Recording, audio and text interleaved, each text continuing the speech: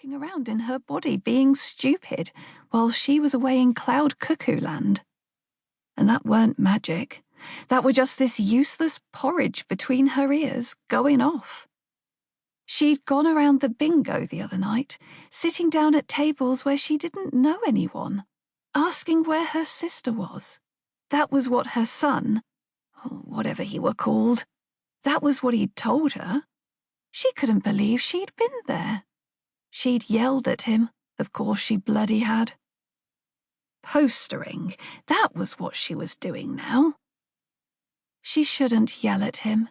At Sean, that was his name. She should do what Lizzie and Autumn said, because they were the only ones she had now, the only ones who could understand enough to help her. That must be why she was here at this bloody notice board, because she'd finally got to the point in her life where she'd do things for whoever asked because she were desperate. Didn't deserve help. Not after the life she'd had. Oh God, she was frightened. She was more scared of this than of anything she'd faced down in the dark of the woods across all those years. Come on, you stupid woman.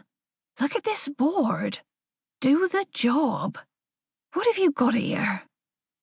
Every inch of the notice board was taken up with posters and postcards, film shows at the Fincham Hall, yoga classes. The History Society had a talk about the Civil War. Baby bounce at the library, the festival in the next town, Northcote. She recalled now that she'd seen several of these posters on the previous notice boards she'd visited. Well done, Brain. Good effort, dear. Were any of these past their sell-by date? She realized she had no idea what day it was. She looked again at the poster she was meant to put up. It looked to be the final version, with all the attractions on it. The festival was in mid-September. She looked again in her bag and saw that she'd bought the Gazette. Or found it.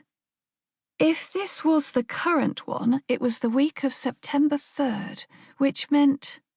No, all of these events on the posters were still to come. So, what to do? Well, the History Society seemed to get everywhere.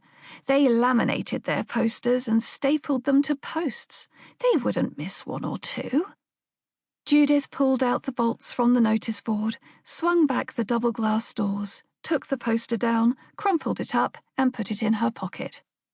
There still wasn't room to put up hers, though. Bloody Northcote had no business putting up posters for their festival in Lychford.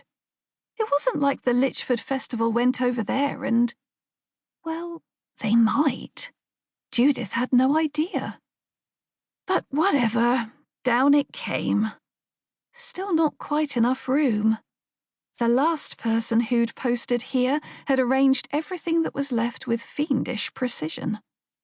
The film show at the hall was Summit by Agatha Christie, and Judith hated Agatha Christie, so...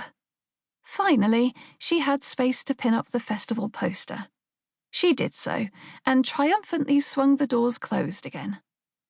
Her festival poster was now half obliterated by the wooden edges of each of the glass doors where they met in the middle. Judith glared at the notice board. She'd had no idea this job was going to be so bloody awkward. This didn't seem like anything she'd normally be getting up to. Normally she'd be on those swings over there with her mum and dad. Where had they got to? Well, of course they'd be at home, wouldn't they? What? Of course not. Where had that come from? No, couldn't think about that, didn't make sense. She turned and looked over to the playing fields. They weren't there. She could see the old cottages that had stood there, one of them falling into the others, where its thatched roof had burned. Marie Higgs had lived there, and Alex Saul, who'd left to go into the Merchant Navy. After she'd finished here, she'd go and knock on his door and see if he could come out to play. She realized there was a weight behind her, an odd sort of weight. No, come on,